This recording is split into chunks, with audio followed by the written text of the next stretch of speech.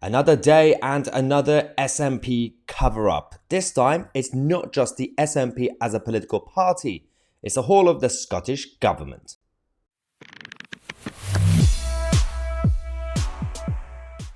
I was wondering why things are getting quiet in Scotland. With the police investigation continuing, we're still waiting for some sort of update on that front. But the rest of the Scottish government, don't forget that corruption and incompetence continues inside the Scottish establishment, and the people in charge are still the SNP politicians that we know. Okay, so what we now have is we know that under the SNP rule, the healthcare system, the education system are an absolute mess, although you could say that about all parts of the United Kingdom these days, but it's on a whole different level when it comes to Scotland, and then following that Wales with Mark Drakeford. This one is about social care. So, but they decided to have these budgets for the NHS, for the healthcare system and the social care system, and created a new version, and they were so proud of it, and then they delayed and delayed and delayed. Now we have a situation where the SNP, their social care minister, this woman, she's refusing to publish the costings, despite controlling £1.3 billion. Now, we know anything about what's going on with this money. It's always about money with the SNP, with all these scandals. And this one is actually the SNP government, not just the political party. She has admitted, weirdly enough, that she won't meet the 12th of May deadline to update the public. She's got 2 days until this Friday to tell us exactly what's going on with the money. But now she says, I can't really do maths. I'm struggling, guys. Somebody call Diane Abbott. She might be able to help her. I don't understand why there is no outrage right now with this in the mainstream media. Considering this whole thing, the social care minister as a role, the social care policy as a project, has been a huge announcement that was been made on a regular basis over the last few years. But not only that they're covering up the actual project itself, this is not the first time that this whole ship has been sinking slowly, because when Nicola Sturgeon announced it as her flagship National Care Service plan, it was delayed, and they say another hammer blow for her leadership. This was obviously the first time was delayed was on the 1st of March 2023, so a couple of months ago. But that didn't really go too well. So we were waiting to see, okay, what's going to happen with Humza Yousaf, or even just beforehand. Well, we had another update on the 17th of April that the SNP embarrassed as the National Care Service pushed back beyond summer for the second time.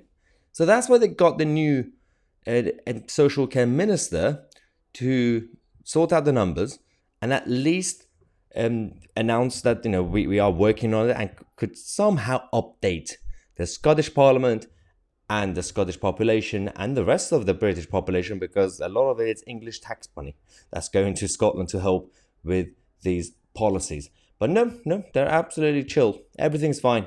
We'll sort it out. That's what they're saying to us.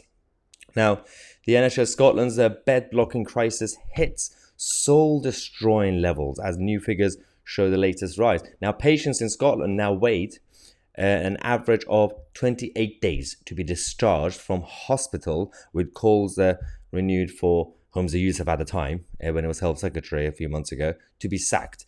So what did they decide to do instead of sacking Humza Yousaf? Oh yeah, making him First Minister of Scotland. Because that's a very, very good plan. He failed at a very simple thing as a project, but he has to be rewarded. His punishment is to become party leader and First Minister. I don't understand this. Absolutely don't understand this.